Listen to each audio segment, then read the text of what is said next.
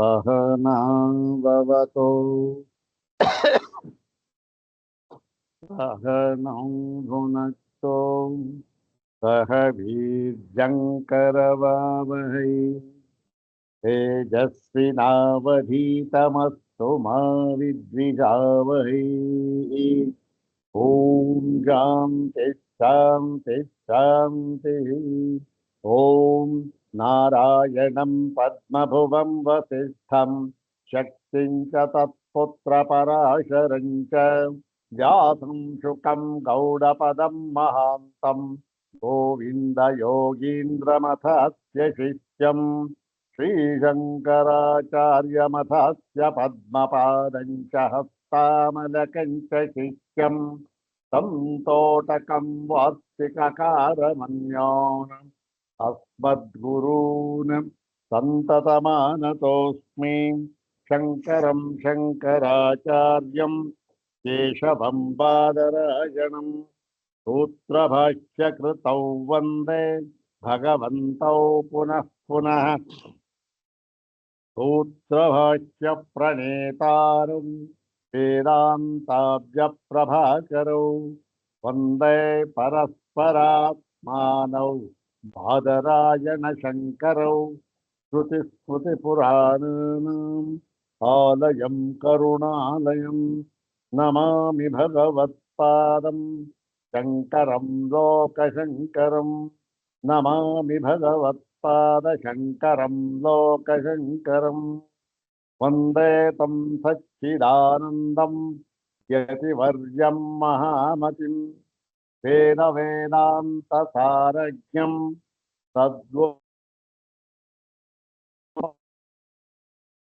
सदाशिवसमारम्भां शङ्कराचार्यमध्यमाम् अस्मदाचार्यपर्यन्तां वन्दे गुरुपरम्पराम्।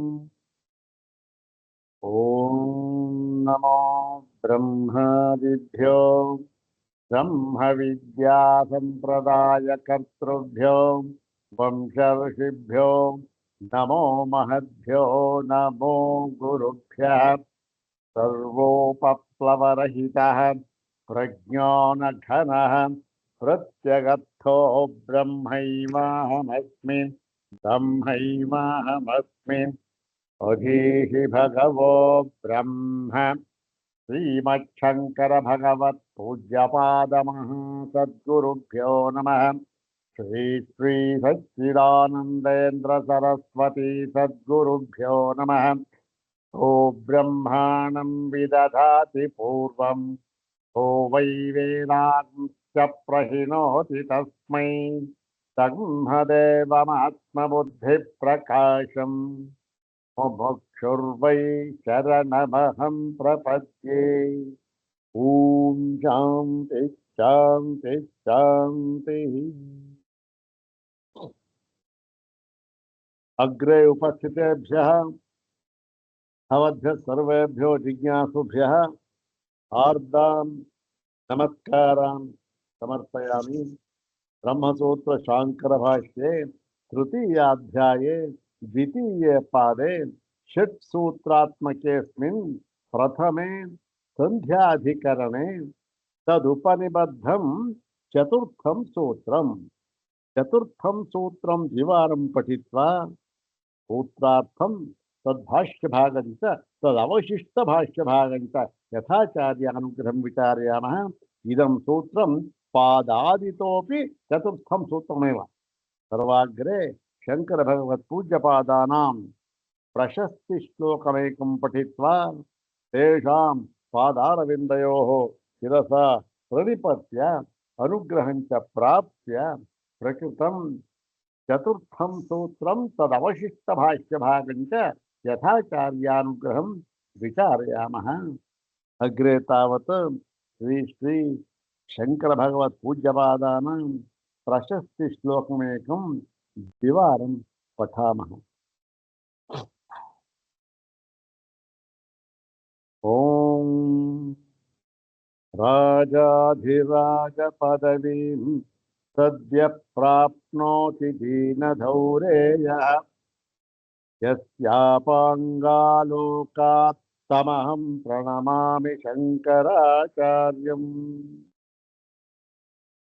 ಓಂ ರಾಜಾಧಿರಾಜ ಪದವೀಂ ಸದ್ಯ ಪ್ರಾಪ್ನೋತಿ ದೀನಧೌರೇಯಃ ಯಸ್ಯಾಪಾಂಗಾಲೋಕಾತ್ತಮಹಂ ಪ್ರಣಮಾಮಿ ಶಂಕರಾಚಾರ್ಯಂ. ಅರ್ಥ ಸುಲಭವಾಗಿದೆ. ಯಸ್ಯ ಅಪಾಂಗಾಲೋಕಾತ್, ಯಸ್ಯ ಅಪಾಂಗಾಲೋಕಾತ್ ದೀನಧೌರೇಯಃ, ದೀನಧೌರೇಯಃ ಆಲೋಕಾತ್, ಯಸ್ಯ ಅಪಾಂಗಲೋಕಾತ್ ಆಲೋಕಾತ್, ಅಪಾಂಗಲೋಕಾಲೋಕಾತ್ ಅಪಾಂಗಸ್ಯ ಆಲೋಕಾತ್ ಇತ್ಯರ್ಥ. ಯಸ್ಯ ಅಪಾಂಗಸ್ಯ ಆಲೋಕಾತ್ ದೀನಧೌರೇಯಃ ರಾಜಾಧಿರಾಜ ಪದವೀಂ ಸದ್ಯಃ ಪ್ರಾಪ್ನೋತಿ ತಮಹಂ ಅಹಂ ತಂ ಶಂಕರಾಚಾರ್ಯಂ ಪ್ರಣಮಾಮಿ ಅಂತಕ್ಕಂಥದ್ದು. ಏನಾಗುತ್ತೆ? ಯಸ್ಯ ಯಾರ ಅಪಾಂಗಾಲೋಕ, ಅಪಾಂಗ ಅಂತಂದ್ರೆ ಕಟಾಕ್ಷ ಅಂತ, ಕುಡಿನೋಟ ಅಂತ. ಅಪಾಂಗ ಅಂದ್ರೆ ಕುಡಿನೋಟ ಅಂತ. ಕುಡಿನೋಟ ಬರೀ ಕಟ, ಕೇವಲ ಒಂದು ಕುಡಿನೋಟ, ಸುಮ್ಮನೆ ಪೂರ್ತಿಯಾಗೂ ಆಲೋಕ ಅಲ್ಲ, ಅಪಾಂಗಾಲೋಕ. ಕುಡಿನೋಟದ ಸುಮ್ಮನೆ ಒಂದ್ಸರಿ ಕಣ್ಣು ಸುಮ್ಮನೆ ಹಾಯಿಸಿದ್ರು ಸಾಕಷ್ಟೆ. ಆ ಒಂದು ಯಾರ ಒಂದು ಅಪಾಂಗ ದೃಷ್ಟಿಯಿಂದ ಅದು ಬಿದ್ದ ತಕ್ಷಣ ದೀನಧೌರೇಯ, ದೀನಧೌರೇಯ, ದೀನ ಅಂದ್ರೆ ಸಾಕಾಗಿ, ದೀನಧೌರೇಯ ಅಬಾಬ ಧುರೀಣ. ಯಾರವನು? ಅತ್ಯಂತ ಅತ್ಯಂತ ಅತ್ಯಂತವಾಗಿ ಒಬ್ಬ ಅಜ್ಞಾನಿ. ಅವನು ಏನೂ ಗೊತ್ತಿಲ್ಲ, ಅವನಿಗೆ ಏನೂ ಗೊತ್ತಿಲ್ಲ ಅನ್ನೋದಕ್ಕಿಂತ ಎಲ್ಲ ವಿರುದ್ಧ ತಿಳ್ಕೊಂಡ್ಬಿಟ್ಟಿದ್ದಾನೆ. ಅಂತಹ ದೀನರಲ್ಲಿ ಏನು ಅಧಮಾಧಮ, ಅಜ್ಞರಲ್ಲಿ ಅಧಮಾಧಮ. ಅಂತಹವನು ಏನೂ ಗೊತ್ತಿಲ್ಲ. ಅಂತಹವನು ಕೂಡ ರಾಜಾಧಿರಾಜ ಪದವಿ. ರಾಜಾಧಿರಾಜ ಅಂತಂದ್ರೆ ಯಾರಿಲ್ಲಿ? ರಾಜಾಧಿರಾಜ ಅಂದ್ರೆ ಈ ಬ್ರಹ್ಮ ಅಂತಂತ. ರಾಜಾಧಿರಾಜ, ರಾಜಾನಾಂ ಅಧಿರಾಜ. ಯಾರಿವನು? ಆ ಮಹಾರಾಜ, ಏನು ದೊಡ್ಡ ರಾಜ, ರಾಜಾಧಿರಾಜ ಪದವಿ. ಆ ಪದವಿಯನ್ನ ಸದ್ಯ ಪ್ರಾಪ್ನೋತಿ. ಸದ್ಯ ಅಂದ್ರೆ ಈ ಕೂಡಲೇ, ಅಂದ್ರೇನು? ಆ ಕಟಾಕ್ಷವು ಬಿದ್ದ ಕೂಡಲೇ ರಾಜಾಧಿರಾಜ ಪದವಿಯನ್ನು ಪ್ರಾಪ್ನೋತಿ. ಅವನು ರಾಜಾಧಿರಾಜ ಪದವಿಯನ್ನ ಪಡೆದುಕೊಳ್ಳುತ್ತಾನೆಯೋ ಅಂತಹ ಶಂಕರಾಚಾರ್ಯಂ, ಶಂಕರಾಚಾರ್ಯರನ್ನ ಅಹಂ ನಾನು ಪ್ರಣಮಾಮಿ ನಮಸ್ಕರಿಸುತ್ತೇನೆ. ಇವತ್ತು 2 ಅಂಶ ಹಾಕಿದ್ದಾರೆ ಸ್ವಾಮಿಗಳು. ಸ್ವಾಮಿಗಳಂದ್ರೆ ಇವರು ಯಾರು? ನರಸಿಂಹ ಭಾರತಿ ಮಹಾಸ್ವಾಮಿಗಳು. ಸದ್ಯ ಪ್ರಾಪ್ನೋತಿ ಅಂದ್ರೆ ಏನು? ಕಟಾಕ್ಷ ಬಿದ್ದ ಮಾತ್ರಕ್ಕೆ, ಅಂದ್ರೆ ಏನು? ಆ ಒಂದು ಜ್ಞಾನದ ಒಂದು ದೃಷ್ಟಿ ಬಿದ್ದ ಮಾತ್ರಕ್ಕೆ ಸದ್ಯ ಪ್ರಾಪ್ನೋತಿ ಅಂದ್ರೆ ಬಿತ್ತು, ಆಮೇಲಿಂದ ಅವನಿಗೆ ರಾಜಾಧಿರಾಜ ಪದವಿ ಸಿಕ್ತು ಅಂತಲ್ಲ. ಆ ಒಂದು ಕಟಾಕ್ಷ ಬಿತ್ತು ಅಂದ್ರೂ ಒಂದೇ, ರಾಜಾಧಿರಾಜ ಪದವಿ ಅವನಿಗೆ ಪಡ್ಕೊಂಡ ಅಂತಂದ್ರು ಒಂದೇ. ಎರಡಕ್ಕೂ ಕೂಡ ಕಾಲಾಂತರವಾಗಲಿ ದೇಶಾಂತರವಾಗಲಿ ಇಲ್ಲ ಅನ್ನುವುದನ್ನ ಸೂಚಿಸುವುದಕ್ಕೋಸ್ಕರ ಸದ್ಯ ಅಂತನೋ ಪದವನ್ನು ಹಾಕಿದ್ದಾರೆ. ಸದ್ಯ ಪ್ರಾಪ್ನೋತಿ ಏನ್ರಿ? ಈಗ ಬಿತ್ತು ಅಂದ್ರೆ ಸ್ವಲ್ಪ ಸ್ವಲ್ಪ ಟೈಮ್ ತಗೊಳ್ಳೋತ್ತಪ್ಪ ಅದಕ್ಕೆ, ಅದಾಗ್ಬೇಕಾದ್ರೆ ಎಂತಾದ್ರೂ ಬೆಂಕಿ ಮುಟ್ಟಿದ ಮೇಲೆ ಒಂದು ಫ್ರಾಕ್ಷನ್ ಸೆಕೆಂಡಲ್ಲಿ ಅವ್ರಿಗೆ ಸುಟ್ಟೋಯ್ತು. ಅಂದ್ರೆ ಸುಮ್ಮನೆ ಏನು ಹೇಳ್ತಾರ, ಫ್ರಾಕ್ಷನ್ ಅಂದ್ರೆ ಅತ್ಯಂತ ಕಡಿಮೆ ಅವಧಿಯಲ್ಲಿ ಸೇರೋದಕ್ಕೋಸ್ಕರ ಹೇಳ್ತಾರೆ ಅಷ್ಟೇ ಹೊರತು ಫ್ರಾಕ್ಷನ್ ಆಫ್ ಎ ಸೆಕೆಂಡ್ ಅಂತ ಅನ್ನೋದು ಕೂಡ ಸರಿಯಲ್ಲ. ಬೆಂಕಿ ಮುಟ್ಟದ ಅಂದ್ರೆ ಏನು? ಸುಡ್ತು ಅಂತ ಅರ್ಥ. ಹಾಗೆ ಇಲ್ಲೂ ಕೂಡ ಕಟಾಕ್ಷ ಬಿತ್ತು, ಅವನು ಕೃತಾರ್ಥನಾಗಿ ಬಿಟ್ಟ. ಅಂತಹ ಶಂಕರಾಚಾರ್ಯರನ್ನ ನಾನು ಪ್ರಣಮಾಮಿ. ಪ್ರಣಮಾಮಿ ಅಂದ್ರೆ ಪ್ರಣಿಪತ್ಯ, ನಮಾಮಿ ಅಡ್ಡ ಬಿದ್ದು ನಾನು ನಮಸ್ಕರಿಸುತ್ತೇನೆ ಅಂತಕ್ಕಂಥದ್ದು ತುಂಬಾ ಚೆನ್ನಾಗಿದೆ ಅರ್ಥ. ಇನ್ನೊಂದು ಶ್ಲೋಕ ಪಾರಾಯಣ ಮಾಡಿ ನಂತರ ಈ ಪಾಠವನ್ನು ಶುರು ಮಾಡೋಣ. ಓಂ ರಾಜಾಧಿರಾಜ ಪದವೀಂ ಸದ್ಯ ಪ್ರಾಪ್ನೋತಿ ದೀನಧೌರೇಯಃ ಯಸ್ಯಾಪಾಂಗಾಲೋಕಾತ್ ತಮಹಂ ಪ್ರಣಮಾಮಿ ಶಂಕರಾಚಾರ್ಯಂ. ಅಥ ಶ್ರೀಮಚ್ಛಂಕರ ಭಗವತಃ ಕೃತೌ ಶಾರೀರಕಮೀಮಾಂಸಾ ಭಾಷ್ಯೆ ತೃತೀಯೇ ಸಾಧನಾಧ್ಯಾಯೇ ದ್ವಿತೀಯೇ ಪಾದೇ ಪ್ರಥಮಂ ಸಂಧ್ಯಾಧಿಕರಣಂ. ಓಂ ಸಂಧ್ಯೆ ಸೃಷ್ಟಿರಾಹಿ ಓಂ ನಿರ್ಮಾತಾರಂಚೈಕೆ ಪುತ್ರಾದಯಶ್ಚ ಓಂ ಮಾಯಾಮಾತ್ರಂತು ಕಾರ್ತ್ಸ್ಯೇನಾನಭಿವ್ಯಕ್ತಸ್ವರೂಪತ್ವಾತ್ ಓಂ ಸೂಚಕಶ್ಚ ಹಿ ಶ್ರುತೇರಾಚಕ್ಷತೆ ಚ ತದ್ವಿದಃ ಓಂ ಪರಾಭಿಧ್ಯಾನಾಸ್ತು ತಿರೋಹಿತಂ ತತೋಕ್ಯಸ್ಯ ಬಂಧ ವಿಪರ್ಯಯೌ ಓಂ ದೇಹಯೋಗಾದ್ವಾಸೋಪಿ. ಪ್ರಕೃತಂ ಚತುರ್ಥಂ ಸೂತ್ರಂ ಪ್ರಕೃತಂ ಚತುರ್ಥಂ ಸೂತ್ರಂ ದ್ವಿವಾರಂ ಪಠಿತ್ವಾ ಅನಂತರಂ ಭಾಷ್ಯ ಪಠನಂ ಚಾಲಯಾಮಃ. ಓಂ ಸೂಚಕಶ್ಚ ಹಿ ಶ್ರುತೇರಾಚಕ್ಷತೆ ಚ ತದ್ವಿದಃ ಓಂ ಸೂಚಕಶ್ಚ ಹಿ ಶ್ರುತೇರಾಚಕ್ಷತೆ ಚ ತದ್ವಿದಃ ಅಂತಕ್ಕಂಥದ್ದು. ಏನಿದ್ರ ಅರ್ಥ? ಚ ಭವಿಷ್ಯತೋ ಶುಭಾಶುಭಯೋ ಅಯಂ ಸ್ವಪ್ನ ಸೂಚಕಃ ಭವತಿ. ಕಥಮಿದಮಗಮ್ಯತೆ? ಶ್ರುತೆ ನಿರ್ಧಾರಿತತ್ವಾತ್ ಚ ತದ್ವಿದಃ. ತದ್ವಿದಃ ಇತ್ಯುಕ್ತೆ ಸ್ವಪ್ನಶಾಸ್ತ್ರವಿದಃ ಏವಮೇವ ಆಚಕ್ಷತೆ ಅಂತ ಹೇಳಿದ್ರು. ಅಂದ್ರೇನು? ಅಷ್ಟು ಈ ಸ್ವಪ್ನಕ್ಕೆ ಏನೂ ಅರ್ಥವಿಲ್ಲ, ಕೇವಲ ಮಾಯಾ ಮಾತ್ರ. ಹಾಗಾಗಿ ಏನು ಅರ್ಥವೇ ಇಲ್ಲ ಅಂತ ಅಂದಾಗ ಆಗೋಯ್ತಲ್ಲ ಸ್ವಾಮಿ ಅಂತಂದ್ರೆ ಅದಕ್ಕೆ ಸ್ವಲ್ಪ ಸಮಾಧಾನ ರೂಪವಾದ ಒಂದು ಕೆಲವು ಮಾತನ್ನು ಹೇಳ್ತಾ ಇದ್ದಾರೆ ಅಷ್ಟೇ. ಇಲ್ಲಿ ಸಮಾಧಾನ, ಅದಕ್ಕೆ ಸಮಾಧಾನ ಅಷ್ಟೇ. ಏನು ವ್ಯರ್ಥ ಹೋಗ್ಬಿಡ್ತಲ್ಲ ಅಂತ ಅನ್ನೋದಕ್ಕೆ ಸಮಾಧಾನ ಅಷ್ಟೇ. ಇದರಲ್ಲಿ ಏನು ಯಾವ ತಾತ್ಪರ್ಯವಾಗಲಿ ನಿರ್ಣಯವಾಗಲಿ ಅಥವಾ ಸಿದ್ಧಾಂತವಾಗಲಿ ಇಲ್ಲ. ಪ್ರಶ್ನೆಗೆ ಉತ್ತರ ಅಷ್ಟೆ. ಏನಿದು ಅಂದ್ರೆ, ಮತ್ತು ಮುಂದೆ ಆಗಬಹುದಾಗಿರುವ ಭವಿಷ್ಯತೋ ಶುಭಾಶುಭಯೋ, ಮುಂದೆ ಆಗಬಹುದಾಗಿರುವ ಶುಭಾಶುಭಗಳಿಗೆ ಈ ಸ್ವಪ್ನ ಏನಾಗಿದೆ ಸೂಚಕವಾಗಿರುತ್ತದೆ. ಏನೋ ಮುಂದೆ ಯಾವ್ದು ತಿಳ್ಕೊಂಡು ಸ್ವಲ್ಪ ಜಾಗೃತನಾಗಿ ಇರಬೇಕು ಅಂತ ಅನ್ನೋದನ್ನು ಸೂಚಿಸೋದಕ್ಕೋಸ್ಕರ ಇದು ಈ ಸ್ವಪ್ನ. ಹೇಗೆ ಇದು ಗೊತ್ತಾಗುತ್ತೆ? ಇದನ್ನ ನಾವು ನಿರ್ಧಾರ ಮಾಡಿ ಹೇಳ್ತಾ ಇಲ್ಲ, ಶ್ರುತಿಯೇ ನಿಶ್ಚಯವಾಗಿ ನಿಶ್ಚಯ ಮಾಡಿ ಹೇಳ್ತಾ ಇದೆ. ಸೊ ಈ ಸ್ವಪ್ನಶಾಸ್ತ್ರವನ್ನ ಬಲ್ಲವರು, ಈ ಥರ ಸ್ವಪ್ನ ಈ ಥರ ಆಗುತ್ತೆ ಬಲ್ಲವರು, ಅವರು ಕೂಡ ಹೀಗೆ ಹೇಳ್ತಾರೆ. ಏನು? ಈ ಸ್ವಪ್ನ ಅಂತಕ್ಕಂತಹದ್ದು ಮುಂದೆ ಆಗತಕ್ಕಂತಹ ಶುಭಾಶುಭಗಳಿಗೆ ಸೂಚಕವಾಗಿರುತ್ತದೆ ಅಂತ ಹೇಳ್ತಾರೆ ಅಂತ ಹೇಳಿದ್ರು. ಇದರ ಎಲ್ಲ ಭಾಗಕ್ಕೂ ಕೂಡ ಭಾಷ್ಯ ಭಾಗ ಆಗಿತ್ತು. ಈಗ ಈ ಕೊನೆಯ ಭಾಗ ಸ್ವಲ್ಪ ಉಳ್ಕೊಂಡಿದೆ, ಅದಕ್ಕೆ ಇವತ್ತು ಪ್ರಾರಂಭ ಮಾಡಬೇಕಾಯ್ತು. ಈ ಸ್ವಪ್ನ ಮಾಯಾ, ಇದ್ರಲ್ಲಿ ಏನು ಹುರುಳಿಲ್ಲ. ಇದು ಪೂರ್ಣವಾಗಿ ಇದು ಮಿಥ್ಯಾರೂಪವಾಗಿರ್ತಕ್ಕಂಥದ್ದು. ಇದರಲ್ಲಿ ಯಾವ ತಥ್ಯತೆ ಅಂತಕ್ಕಂಥದ್ದು ಇಲ್ಲ ಅಂತ ಹೇಳಿದೆಯಲ್ಲ ಶ್ರುತಿಗಳಲ್ಲಿ. ಇದರ ಒಂದು ಅಭಿಪ್ರಾಯ ಏನು ನೋಡಿ? ಇವೆಲ್ಲ ಭಾಷ್ಯಕಾರ ಹೇಳ್ತಾ ಇರ್ತಕ್ಕಂಥ ಮಾತಿದು. ಸೂತ್ರದಲ್ಲಿ ಏನೂ ಗೊತ್ತಾಗೋದಿಲ್ಲ. ಏನಿದ್ರ ಅರ್ಥ? ಸುಮ್ಮನೆ ಮಾಯಾಮಯ ಅಂತ ಹೇಳಿದ್ರಲ್ಲ, ಏನಿದ್ರ ಅರ್ಥ ಅಂದ್ರೆ ಅದಕ್ಕೆ ಈ ಉತ್ತರವನ್ನು ಹೇಳ್ತಾ ಇದ್ದಾರೆ. ನೋಡೋಣ.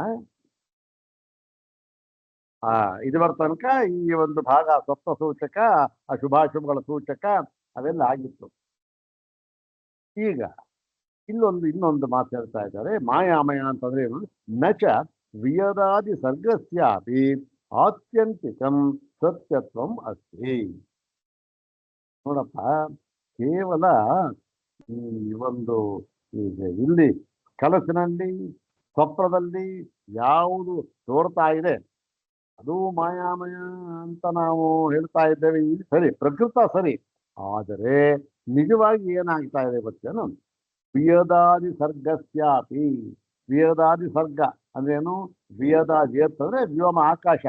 ಆಕಾಶಾದಿ ಅಂದ್ರೆ ಪಂಚಭೂತ ಅಂದ್ರೆ ಆಯ್ತಲ್ಲ, ಆಕಾಶ, ವಾಯು, ಅಗ್ನಿ ಮತ್ತೆ ಅಪ್ಪು, ಪೃಥ್ವಿ ಅಂತಂತ. ಇದು ಏನಾಯ್ತು? ಇದರ ಒಂದು ಉತ್ಪತ್ತಿಯೂ ಕೂಡ ಸರ್ಗ, ಸೃಷ್ಟಿ, ಉತ್ಪತ್ತಿ. ಸರ್ಗ ಅಂದ್ರೆ ಸೃಷ್ಟಿ, ಉತ್ಪತ್ತಿ. ಇದರ ಸೃಷ್ಟಿಯೂ ಕೂಡ ಆತ್ಯಂತಿಕಂ ನ ಆತ್ಯಂತಿಕಂ ಸತ್ಯತ್ವಂ ಅಸ್ತಿ. ಇದರಲ್ಲಿಯೂ ಕೂಡ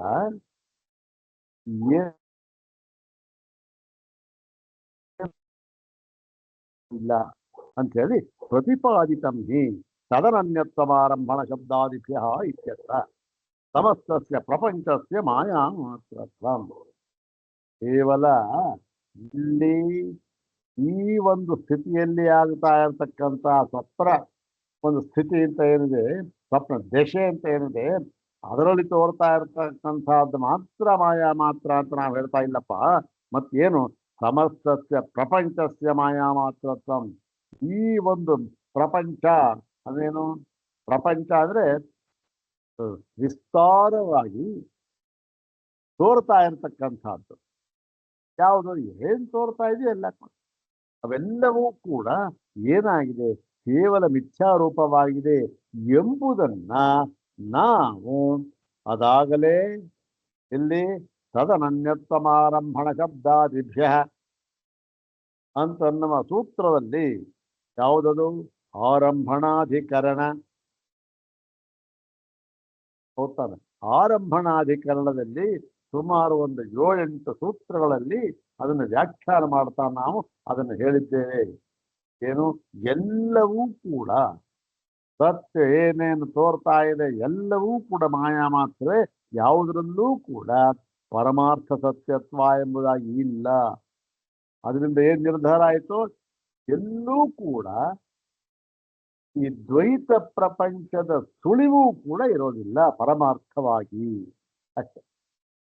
ಪರಮಾರ್ಥವಾಗಿ ದ್ವೈತ ಪ್ರಪಂಚದ ಸುಳಿವು ಕೂಡ ಇರೋದಿಲ್ಲ ಎಲ್ಲೂ ಕೂಡ. ಇದೆ, ತೋರ್ತಾ ಇದೆಯಲ್ಲ ಅದು. ಅದೇನಾಗಿದೆ? ಎಲ್ಲವೂ ಕೂಡ ಮಾಯಾ ಮಾತ್ರವಾಗಿದೆ.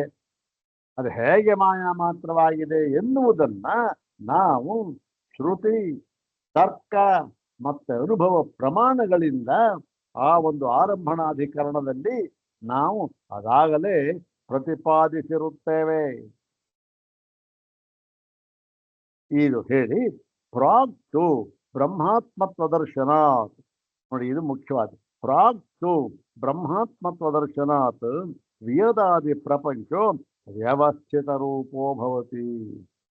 ನೋಡಿ, ಎಷ್ಟು ಕಡೆ ಶಂಕರ ಭಗವತ್ಪಾದರು ಇದನ್ನ ಬಾಯಿ ಬಿಟ್ಟು ಹೇಳಿ ಇದ್ರೂ ಕೂಡ ಏನೋ ಒಂದು ಬಾಯಿಗೆ ಅದು ಮಾತು ಕಠೋರವಾಗ್ಬಿಡುತ್ತೆ. ಏನೋ ಹೇಳ್ಬಿಡ್ತಾರೆ. ಏನ್ರಿ ಅವ್ರು ಬಂದ್ರಂತೆ, ಏನು ಎಲ್ಲ ಸುಳ್ಳಂತೆ. ಅದು ಏನು ಬಹಳ ಉದಾಸೀನವಾಗಿ ಏನೋ ಒಂದು ಇವರು ಮಾತ್ರ ಸರ್ವಜ್ಞರು. ಆ ಶಂಕರ ಭಗವತ್ಪಾದ ಅವ್ರಿಗೆ ಏನು ಗೊತ್ತಿಲ್ಲ, ಎಲ್ಲ ತೋರ್ತಾ ಇದೆ. ನಾನು ಮಾತಾಡ್ತಾನೆ ಇದೇನು ಇಲ್ಲ ಅಂದ್ಬಿಟ್ರು ಕಣ್ರಿ. ಇವೆಲ್ಲ ಇದೆಂತ ಹುಚ್ಚಪ್ಪ ಇದು? ಏನು ಹೀಗೆ ಎಲ್ಲ ಹೇಳ್ತಾರೆ. ನೋಡಿ, ಹೇಳ್ತಾರೆ ಏನು? ಪ್ರಾಗ್ತು ಬ್ರಹ್ಮಾತ್ಮತ್ವ ದರ್ಶನಾತ್. ಪ್ರಾಗ್ ಬ್ರಹ್ಮಾತ್ಮತ್ವ ದರ್ಶನಾತ್ತು ಅಂತ ಅನ್ವಯ. ಅಂದ್ರೆ ಈ ಬ್ರಹ್ಮಾತ್ಮತ್ವ ದರ್ಶನಕ್ಕೆ ಮುಂಚಿತವಾಗಿ ಆದರೂ ಇನ್ನೂ ಜ್ಞಾನವಾಗಿಲ್ಲ, ಆತ್ಮಕ ದರ್ಶನ ಆಗಿಲ್ಲ, ಅವನಿಗೆ ಅನುಭವಕ್ಕೆ ಬಂದಿಲ್ಲ. ಆ ಸ್ಥಿತಿಯಲ್ಲಿ ಏನಾಗುತ್ತೆ? ವೇದಾದಿ ಪ್ರಪಂಚ ಎಲ್ಲ ಆಕಾಶಾದಿ ಎಲ್ಲ ಪ್ರಪಂಚವೂ ಕೂಡ ವ್ಯವಸ್ಥಿತ ರೂಪೋ ಭವತಿ. ವ್ಯವಸ್ಥಿತವಾಗಿ ಹೇಗೆ ಆಗಬೇಕು? ಪ್ರತಿ ನಿಯತ ದೇಶ ಕಾಲ ನಿಮಿತ್ತ ಕ್ರಿಯಾಫಲಾಶ್ರಯಸ್ಯ ಮನಸಾಪ್ಯ ಚಿಂತ ರಚನಾ ರೂಪಸ್ಯ ಅಂತ ಏನ್ ಹೇಳಿದ್ದಾರಲ್ಲ, ಇಲ್ಲಿ ಜನ್ಮಾದ್ಯಸ್ಯೇತಃ ಅನ್ನೋ ಸೂತ್ರದಲ್ಲಿ ಅದನ್ನ ಯಥಾವತ್ತಾಗಿ ನಮ್ಮ ಅನುಭವಕ್ಕೆ ಬರುತ್ತೆ ಯಾವಾಗ ಆ ಒಂದು ಆತ್ಮೈಕ ದರ್ಶನ ಆಗುವುದಕ್ಕೆ ಮುಂಚೆ ನಾವು ಇದು ಯಾವುದನ್ನೂ ಕೂಡ ಮಿಥ್ಯ ತೋರ್ತಾನೆ ಇಲ್ಲ ಅಂತ ಹೇಳ್ತಾ ಇಲ್ಲ. ಅಂದ್ರೇನು? ಆ ಒಂದು ಜ್ಞಾನವಾಗುವುದಕ್ಕಿಂತ ಮುಂಚೆ ಎಲ್ಲವೂ ಕೂಡ ಈಗ ಹೇಗೆ ತೋರ್ತಾ ಇದೆ ಸತ್ಯರೂಪದಿಂದ ಹಾಗೇ ತೋರುತ್ತೆ, ಸತ್ಯವೇ ಅದು. ಆದರೆ ಎಲ್ಲಿವರೆಗೆ ಅದರ ಪ್ರಭಾವ, ಎಲ್ಲಿವರೆಗೆ ಅದರ ಆಟಪಾಠಗಳು ಅಂತಂದ್ರೆ ಜ್ಞಾನವಾಗುವವರೆಗೆ ಮಾತ್ರ. ಏನಾಯ್ತು? ತುಂಬಾ ಬಾಯಾರಿಕೆ ಆಗ್ಬಿಟ್ಟೆ ಸ್ವಾಮಿ, ಬಳದು ಹೋಗ್ಬಿಟ್ಟಿದ್ದಾನೆ, ಮಾತಾಡೋಕ್ಕಾಗ್ತಾ ಇಲ್ಲ, ಗಂಟ್ಲು ಒಣಗ್ತಾ ಇದೆ, ಧ್ವನಿನೇ ಬರ್ತಾ ಇಲ್ಲ. ಹೌದಪ್ಪ, ಎಲ್ಲಿಯವರೆಗೆ ಅದು ಆ ಸ್ಥಿತಿ? ಎಲ್ಲಿಯವರೆಗೆ ಹೇಳಿ ನೋಡೋಣ? ಎಲ್ಲಿಯವರೆಗೆ ಅಂದ್ರೆ ನೀರು ಕುಡಿಯುವವರೆಗೆ. ಹೌದ್ ತಾನೆ? ನೀರು ಕುಡಿದ್ಮೇಲೆ ಎಲ್ಲ ಗೊತ್ತು. ಇದು ನೋಡಿ ಉದಾಹರಣೆ ಇದು ಅಷ್ಟೇ. ಆದರೆ ಈ ಉದಾಹರಣೆಯನ್ನ ಪೂರ್ಣವಾಗಿ ನಾವು ಹೊಂದಿಸ್ಕೊಳ್ಬಾರ್ದು. ಉದಾಹರಣೆ ಏನು, ದೃಷ್ಟಾಂತ ಅಂದ್ರೆ ಎಷ್ಟು ಬೇಕೋ ಅಷ್ಟು ಮಾತ್ರ ತಗೊಳ್ಬೇಕಷ್ಟೆ. ನೋಡಿ, ಈ ನೀರು ಬಾಯಾರಿಕೆ ಉದಾಹರಣೆ ಕೊಟ್ಟಿದ್ದೇನು? ಈ ಬಾಯಾರಿಕೆ ಅಂತಕ್ಕಂಥ ಒಂದು ಅನುಭವ ನಮಗೆ ಎಲ್ಲಿಯವರೆಗಿರುತ್ತೆ ಅಂದ್ರೆ ನೀರು ಕುಡಿಯೋವರೆಗೆ, ಅಷ್ಟಕ್ಕೆ ಮಾತ್ರ. ಹಾಗೆ ಈ ಒಂದು ಪ್ರಪಂಚ ಸತ್ಯತ್ವ ಅಂತ ಅನ್ನೋದು ಎಲ್ಲಿಯವರೆಗೆ ಇರುತ್ತೆ ಅಂದ್ರೆ ಆತ್ಮೈಕತ್ವ ಜ್ಞಾನವಾಗುವವರೆಗೆ, ಅಷ್ಟಕ್ಕೆ ಮಾತ್ರ ತಗೊಳ್ಬೇಕೇ ಹೊರತು ಎಲ್ಲಾನು ತಗೊಂಡ್ಬೋದಾಗು. ಎಲ್ಲಾನು ತಗೊಂಡ್ಬಿಟ್ರೆ ಏನಾಗುತ್ತೆ ನೋಡಿ, ನೀರು ಕುಡಿಯುವುದಕ್ಕಿಂತ ಮುಂಚೆ ಬಾಯಾರಿಕೆ ಅಂತಕ್ಕಂಥದ್ದು ಅವನಿಗೆ ಇತ್ತಾ ಇರ್ಲಿಲ್ವಾ? ಇತ್ತು. ಬಾಯಾರಿಕೆ ಇತ್ತು, ಅವನಿಗೆ ಸತ್ಯವಾಗಿತ್ತು. ಹೌದ್ ತಾನೆ?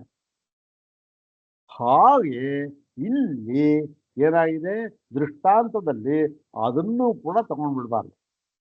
ಇಲ್ಲೇನಾಗಿದೆ, ಜ್ಞಾನವಾಗುವವರೆಗೆ ಈ ಪ್ರಪಂಚವೆಲ್ಲವೂ ಕೂಡ ಸತ್ಯರೂಪವಾಗಿ ಇರುತ್ತದೆ.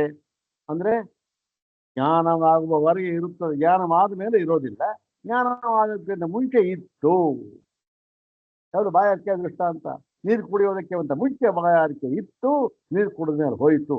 ಹಾಗಲ್ಲ, ಇಲ್ಲಿ ಜ್ಞಾನವಾಗುವುದಕ್ಕಿಂತ ಮುಂಚೆಯೋ ಇರಲಿಲ್ಲ, ಈಗಲೂ ಇಲ್ಲ, ಆಮೇಲೂ ಇಲ್ಲ. ಹಾವು ಅಂತಕ್ಕಂಥದ್ದು ಯಾವಾಗಲೂ ಇಲ್ಲ. ವಿಶ್ವಪಿ ಕಾಲೇಶು. ಹಾಗೆ ಇಲ್ಲಿ ಆದ್ರೆ ದೃಷ್ಟಾಂತ ಅಷ್ಟಕ್ಕೆ ಮಾತ್ರ ಅಷ್ಟೇನೆ ಇರ್ಲಿ. ಇದು ನೋಡಿ, ಇನ್ನೊಂದ್ಸ ನೋಡಿ, ಪ್ರಾಕ್ತು ಬ್ರಹ್ಮಾತ್ಮತ್ವ ದರ್ಶನಾತ್ ವಿಯದಾದಿ ಪ್ರಪಂಚೋ ವ್ಯವಸ್ಥಿತ ರೂಪೋ ಭವತಿ. ಸಂಧ್ಯಾಶ್ರಯಸ್ತು ಪ್ರಪಂಚ ಪ್ರತಿದಿನಂ ಬಾಧ್ಯತೆ ಇತ್ಯತಃ ವೈಶೇಷಿಕಮಿದಂ ಸಂಧ್ಯಸ್ಯ ಮಾಯಾ ಮಾತ್ರತ್ವಂ ಉದಿತಂ. ನೋಡಿ, ಅಲ್ಲಿ ವೇದಾದಿ ಪ್ರಪಂಚ ಎಲ್ಲ ಒಂದು ವ್ಯವಸ್ಥಿತ ರೂಪವಾಗಿ ಇದೆ. ಈ ಒಂದು ಸಂಧ್ಯಾಶ್ರಯ, ಈ ಸ್ವಪ್ನದಲ್ಲಿ ತೋರ್ತಾ ಇದೆಯಲ್ಲ ವೇದಾದಿಗಳು, ಜಾಗೃತಿನಲ್ಲಿ ತೋರ್ತಾ ಇರ್ತಕ್ಕಂಥದ್ದು ಎಲ್ಲ ಇದ್ದೇ ಇದೆ. ಸ್ವಪ್ನದಲ್ಲಿ ತೋರ್ತಾ ಇರ್ತಕ್ಕಂಥ ಒಂದು ಎಲ್ಲ ಪದಾರ್ಥಗಳು ಕೂಡ ಪ್ರಪಂಚ ಪ್ರತಿದಿನ ಬಾಧ್ಯತೆ. ಪ್ರತಿದಿನ ಏನಾಗುತ್ತೆ, ಸ್ವಪ್ನದಿಂದ ಎಚ್ಚೆತ್ತು ಬಂದ ಮೇಲೆ ಆ ಸ್ವಪ್ನ ದೃಶ್ಯ ಎಲ್ಲ ಹೋಯಿತು. ಆದ್ದರಿಂದ ಅಷ್ಟೇ ಒಂದು ವೈಶೇಷಿಕ ಅಂದ್ರೆ ವಿಶೇಷ ಭಾವ. ವೈಶೇಷಿಕ ಅಂದ್ರೆ ಆ ಸಾಂಖ್ಯ ವೈಶೇಷಿಕ ಅಲ್ಲ, ವಿಶೇಷ ಭಾವ ಅಷ್ಟೇ ವಿಶೇಷ ಇದಕ್ಕೆ. ಆ ವಿಶೇಷದಿಂದ ಈ ಒಂದು ಈ ಸಂಧ್ಯಾ ಸ್ವಪ್ನವನ್ನ ಮಾಯಾ ಮಾತ್ರ ಅಂತ ಹೇಳ್ತಾ ಇದ್ದೀವಿ ಅಷ್ಟೇ. ಯಾವುದನ್ನ? ಇದು ಪ್ರತಿನಿತ್ಯ ಬಾಧವಾಗುತ್ತೆ, ಹುಡ್ಕೊಳತ್ತೆ, ಬಾಧವಾಗುತ್ತೆ, ಹೊತ್ತು ಆ ದೃಷ್ಟಿಯಿಂದ ಇದು ಮಾಯಾ ಅಂತ ಹೇಳ್ತಾ ಇದ್ದೇವೆ ಹೊರತು ನಿಜವಾಗಿ ನೋಡಿದ್ರೆ ಜಾಗ್ರತ್ತು ಮಾಯ. ಜಾಗೃತ ಅವಸ್ಥೆಯಲ್ಲಿ ಏನೇನು ತೋರ್ತಾ ಇದೆ ಅದೂ ಕೂಡ ಮಾಯಾ ಮಾತ್ರ.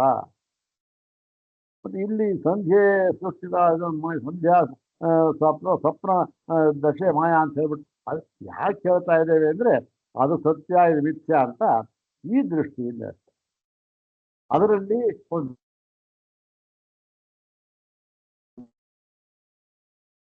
ಆಯಾಯ ಸ್ಥಿತಿಯಿಂದ ಬಿಟ್ಟ ಮೇಲೆ ಹೇಳ್ತಕ್ಕಂಥ ಮಾತಿದೆಲ್ಲ ಇವಾಗ ದೃಷ್ಟ ಅಂತ ಅಷ್ಟೆ ಇಲ್ಲದಿಲ್ಲ ಆದ್ದರಿಂದ ಇದನ್ನ ಸ್ವಪ್ರಮಾಯ ಅಂತ ಹೇಳ್ತಾ ನಿಜವಾಗಿ ನೋಡಿದರೆ ಸ್ವಪ್ನ ಎಷ್ಟು ಮಾಯಾ ಮಾತ್ರವಾಗಿದೆಯೋ ಜಾಗ್ರತೂ ಕೂಡ ಅಷ್ಟೇ ಮಾಯಾ ಮಾತ್ರವಾಗಿದೆ ಅಂತಕ್ಕಂಥದ್ದು ಸಿದ್ಧಾಂತ. ಆದ್ರೆ ಇಲ್ಲಿ ಸ್ವಪ್ನ ಮಾತ್ರ ಮಾಯಾಮ ಅಂತ ಹೇಳಿದ್ರ ಅಭಿಪ್ರಾಯ ಅಂದ್ರೆ ಈ ದೃಷ್ಟಿಯಿಂದ ಅಷ್ಟೆ ಅಂತ ಹೇಳಿ ಆ ಒಂದು ಸೂತ್ರ ಅಲ್ಲಿಗೆ ಮುಕ್ತಾಯವಾಯಿತು. ಈಗ ಮುಂದಿನ ಸೂತ್ರ.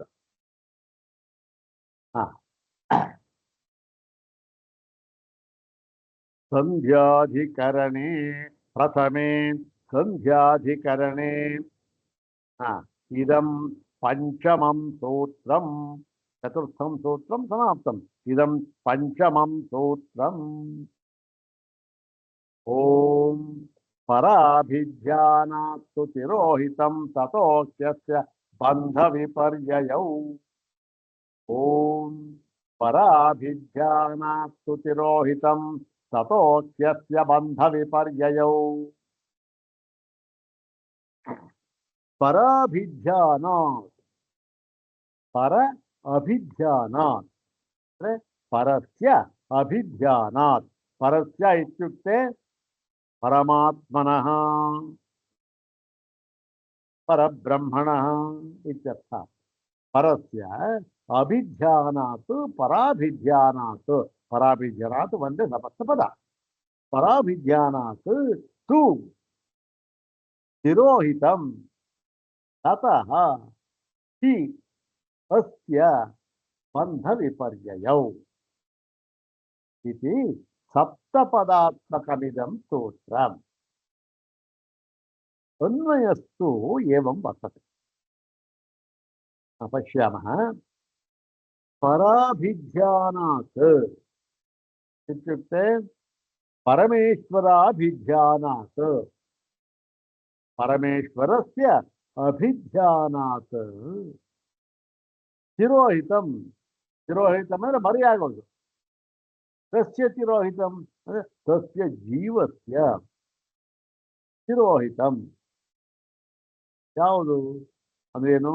ಪರಮೇಶ್ವರನ ಒಂದು ಅಭಿಧ್ಯಾನದಿಂದ ಅವನ ಒಂದು ಯಾವುದು ಕೃಪಾ ದೃಷ್ಟಿ ಅಂತ ಬೇಕಾದ್ರೆ ಹೇಳಿ ಅನುಗ್ರಹ ಅಂತ ಬೇಕಾ ಏನಾದ್ರು ಆ ಒಂದು ಪರಮೇಶ್ವರನಿಂದಲೇ ಅಭಿಧ್ಯಾನದಿಂದಲೇ ಅನುಗ್ರಹದಿಂದಲೇ ಈ ತಸ್ಯ ಜೀವಸ್ಯ ಈ ಜೀವನಿಗೆ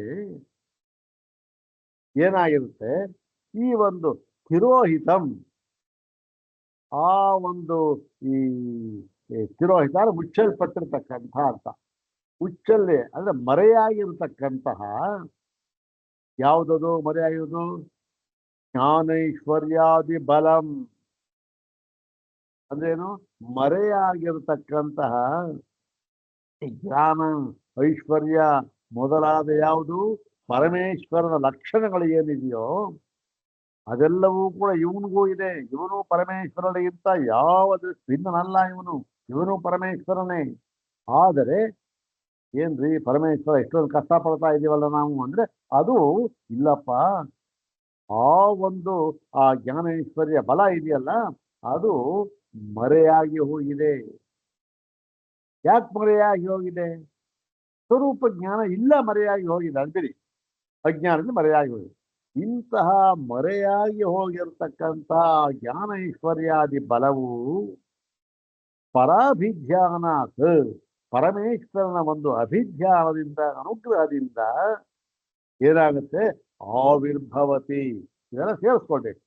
ಆವಿರ್ಭವತಿ ತೋರಿಕೊಳ್ಳುತ್ತದೆ. ಆಗ ನಿಜವಾದ ಸ್ವರೂಪ ಗೊತ್ತಾಯ್ತು. ಆದ್ದರಿಂದ ತತಃ ತಸ್ಮಾತ್ ಕಾರಣಾತ್ ಆ ಪರಮೇಶ್ವರಾತ್ ಕಾರಣಾತ್ ಅಂದ್ರೆ ಪರಮೇಶ್ವರನ ಒಂದು ಪರಮೇಶ್ವರ ನಿಮಿತ್ತ ಅದಕ್ಕೆ ಯಾವುದಕ್ಕೆ? ಅಸ್ಯ ಜೀವಸ್ಯ ಈ ಜೀವನಿಗೆ ಬಂಧ ವಿಪರ್ಯಯವು ಭವೇತಾಂ ದ್ವಿವಚನ ರೂಪ. ಆ ಪರಮೇಶ್ವರ ಇದ್ದಾನಲ್ಲ ಅವನೇ ಕಾರಣ. ಅವನ ನಿಮಿತ್ತದಿಂದ ಇವನಿಗೆ ಬಂಧ ಮತ್ತೆ ಮೋಕ್ಷ ಎರಡೂ ಕೂಡ ಆಗುತ್ತೆ. ಎರಡೂ ಆಗ್ಬೇಕಾದ ನಿಮಿತ್ತ ಯಾರು? ಪರಮೇಶ್ವರ. ಅದು ಏನು ಅರ್ಥ? ಏನೋ ಇಲ್ಲಿ ನಾವು ನೋಡ್ತೀವಲ್ಲ, ಪರಮೇಶ್ವರ ಆಕಾಶದಿಂದ ಹಿಡಿದು ಬಂದ, ಅಭಯಹಸ್ತ ನೀಡಿದ, ಕೃತಾರ್ಥನಾದ. ಹಾಗೇನು ಅರ್ಥ ಮಾಡಬೇಕಾದಿಲ್ಲ. ಪರಮೇಶ್ವರನು ಇವನ ಬಂಧ ಮೋಕ್ಷಗಳಿಗೆ ಕಾರಣ ಅಂತ ಹೇಳಿದಾಗ ಅರ್ಥ ಏನು ಮತ್ತೆ? ಆ ಪರಮೇಶ್ವರನನ್ನ ಯಥಾರ್ಥವಾಗಿ ತಿಳಿದರೆ ಇವನಿಗೆ ಮೋಕ್ಷ. ಅದೇನಾಯಿತು? ಇವನ ಜೀವಭಾವ ಬಿಟ್ಟೋಯ್ತು. ಆ ಪರಮೇಶ್ವರನನ್ನ ಯಥಾರ್ಥವಾಗಿ ತಿಳಿಯದೆ ಅವನು ಬೇರೆ, ನಾನು ಬೇರೆ, ಅವನು ಉಪಾಸ್ಯ, ನಾನು ಉಪಾಸಕ,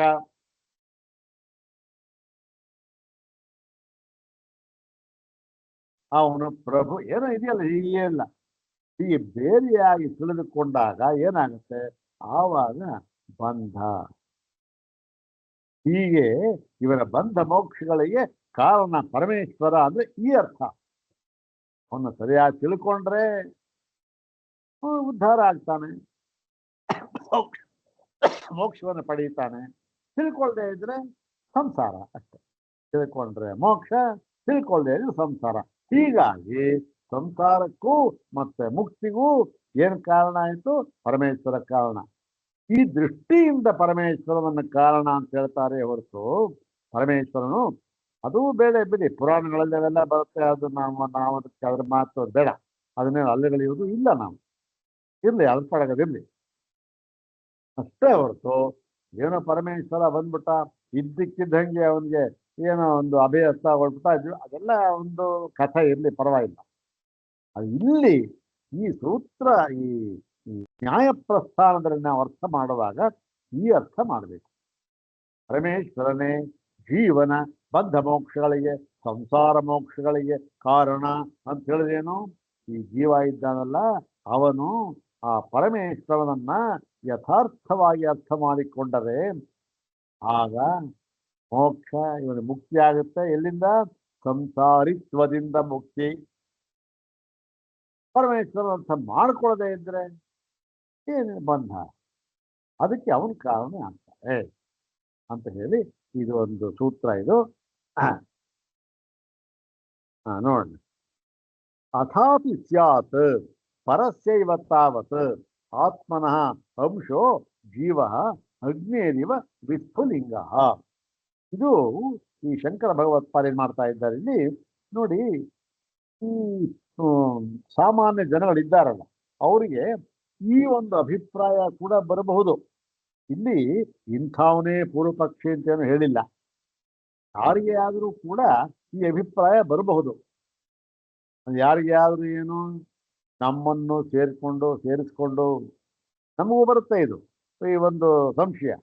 ಏನು ನೋಡಿ, ಈ ಜೀವಾತ್ಮ ಅಂತ ಏನಿದ್ದಾನೆ, ನಾವು ಇದ್ದೇವಲ್ಲ, ಅವನು ಆತ್ಮನೋ ಅಂಶೋ ಜೀವ, ಆತ್ಮನಃ ಅಂಶ. ಇದು ಪರಮಾತ್ಮನ ಒಂದು ಅಂಶವಾಗಿದೆ ಅಂತಕ್ಕಂಥದ್ದು.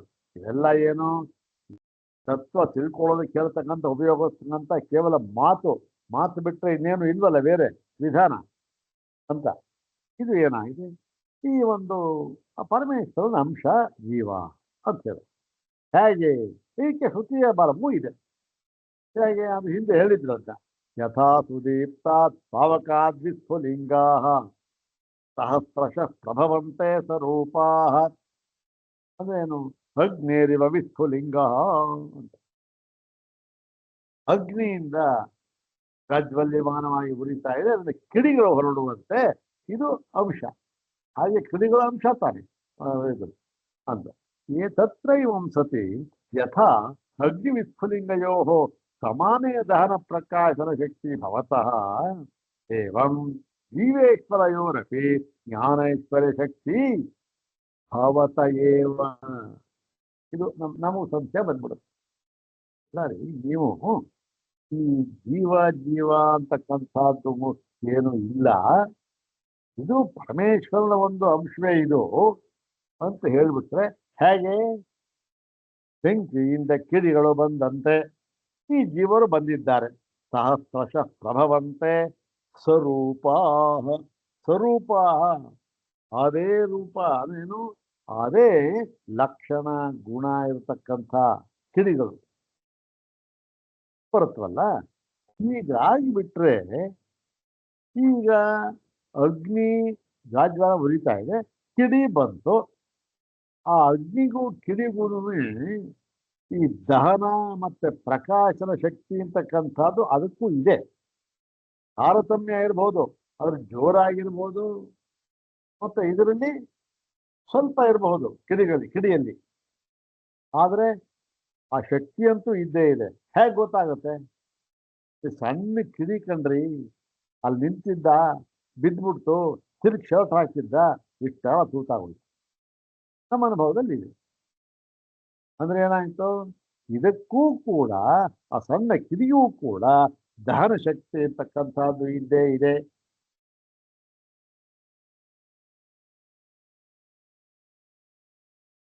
ಕಿಡಿ ಪ್ರಕಾಶ ಶಕ್ತಿ ಇದೆ. ಹೇಗೆ ಅಗ್ನಿಗೂ ಇದೆ, ಈ ಕಿಡಿಗೂ ಇದೆ, ಸಮಾನವಾಗಿದೆ, ಅದರಲ್ಲೇನು ಇದಿಲ್ಲ. ಹಾಗೆ ನೀವು ಈ ಜೀವ ಅಂತಕ್ಕಂಥವನು ಪರಮೇಶ್ವರನ ಅಂಶ ಅಂತ ಹೇಳಿಬಿಟ್ರೆ ಆಗ ಏನಾಗುತ್ತೆ? ಅಲ್ಲ ಸ್ವಾಮಿ, ಈ ಜೀವ ಅಂತಕ್ಕಂಥವನು ಆ ಒಂದು ದಹನ ಬೆಂಕಿ, ಆ ಕಿಡಿ ಇದೆಯಲ್ಲ, ಕಿಡಿ ದಹನ ಪ್ರಕಾಶದ ಶಕ್ತಿಯನ್ನ ಅದು ಮರೆಯಾಗಿತ್ತು, ಪಡ್ಕೊಂತು ಅಂತೇಳಿ ಹೇಳಕ್ಕಾಗುತ್ತಾ? ಏನೂ ಇಲ್ಲ, ಮರೆಯಾಗುವುದಿಲ್ಲ, ಪಡ್ಕೊಂಡು ಇಲ್ಲ.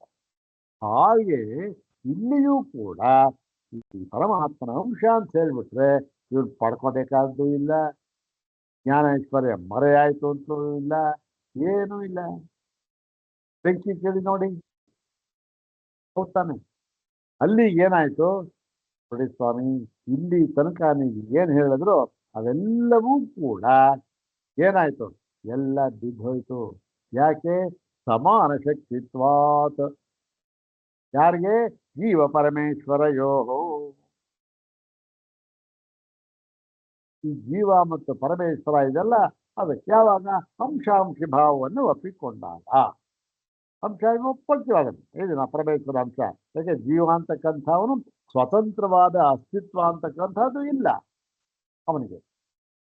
ಹಾಗಾಗಿ ಅಂಶ ಅಂದ್ರೆ ಇವಾಗ ಆಯ್ತು ಬಿಡಿ, ಅವನಿಗಿನ್ನು ತಿರೋಧಾನ ಆಯ್ತು, ಅವನು ಮರೆಯಾಗ್ಬಿಟ್ಟಿರ್ತಾನ್ರಿ.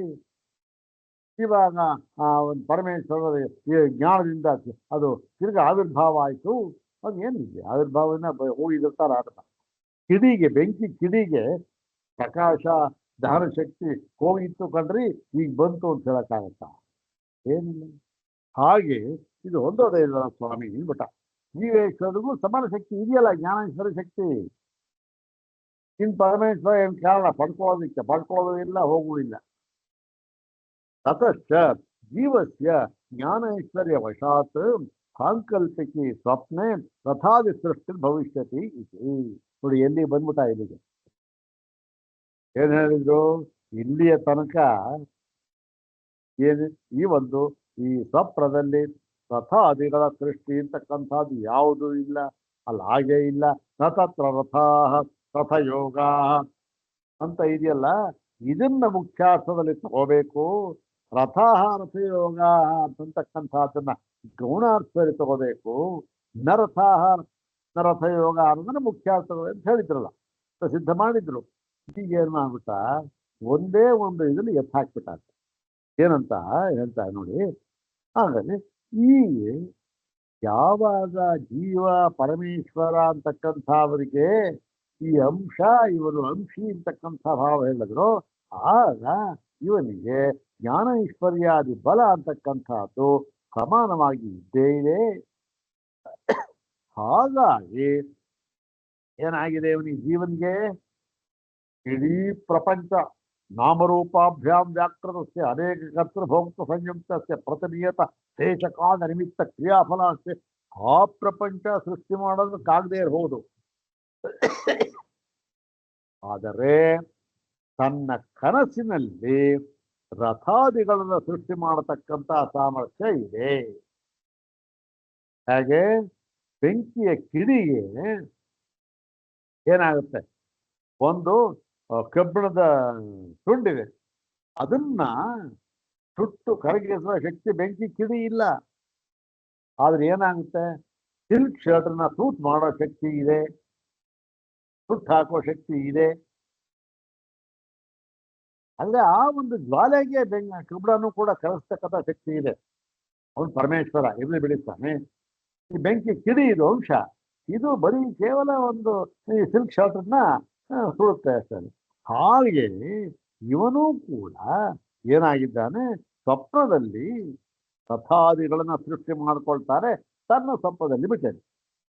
ಅಲ್ಲಿ ಅವನಿಗೇನು ಆಸಕ್ತಿ ಬೇಡ, ಏನು ಎಲ್ಲ ಇಡೀ ಪ್ರಪಂಚ ನಾಮರೂಪಗಳಿಂದ ವ್ಯಾಕೃತವಾಗಿರತಕ್ಕಂತಹ ಪ್ರಪಂಚವನ್ನ ಸೃಷ್ಟಿ ಮಾಡತಕ್ಕಂತಹ ಶಕ್ತಿ ಒಪ್ಕೊಳ್ಳ ಬೇಡ. ಇಲ್ಲಿ ಒಪ್ಕೊಂಡು ಸ್ವಾಮಿ ಏನಂದ್ರ, ಈ ರಥಾದಿಗಳ ಸೃಷ್ಟಿ ಮಾಡ್ಕೊಳ್ತಾನಲ್ಲ, ನೀವಿಲ್ಲ ಅಂದ್ಬಿಟ್ರಿ ನೋಡಿ. ಇದು ತರ್ಕ, ಇದು ತರ್ಕ ಅಲ್ಲ, ಇದು ಅನುಭವಕ್ಕೂ ಹೊಂದುತ್ತಲ್ಲ, ಇದು ವಿಚಾರ ಮಾಡಿ ನೋಡಿದಾಗೂ ಹೊಂದುತ್ತಲ್ಲ ಇದು ಅಂದ್ಬಿಟ್ಟು. ಅದಕ್ಕೆ ಹೇಳಿದ್ರು ಅತ್ರೋಚ್ಯತೆ. ನೋಡಪ್ಪ, ಇದಕ್ಕೆ ನಾವು ಸಮಾಧಾನವನ್ನ ಹೇಳುತ್ತೇವೆ.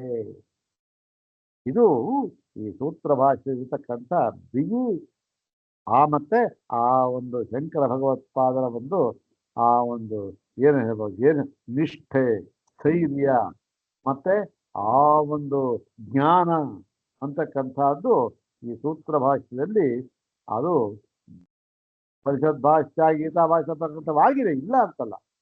ಇಲ್ಲಿ ಅದು ಪೂರ್ಣವಾಗಿ ಅಂತಂದ್ರೆ ಏನು, ಅನುಭವಕ್ಕೆ ಹೊಂದುವಂತೆ, ಪ್ರಮಾಣಗಳಿಗೆ ಹೊಂದುವಂತೆ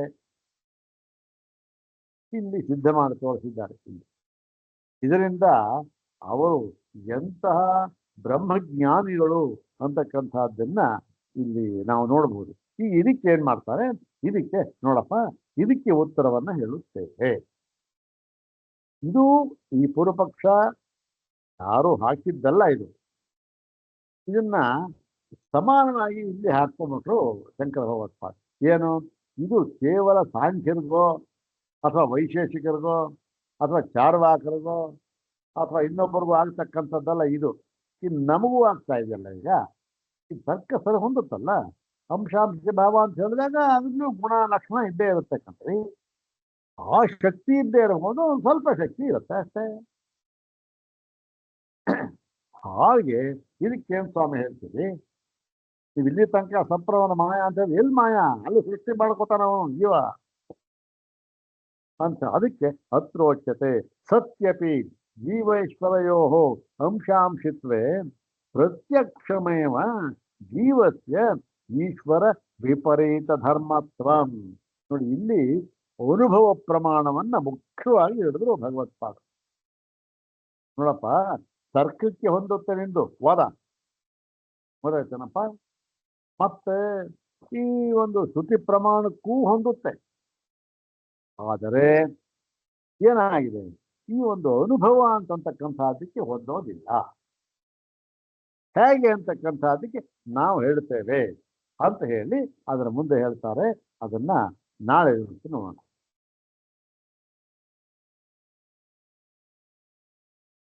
ಓಂ ತತ್ಸತ್.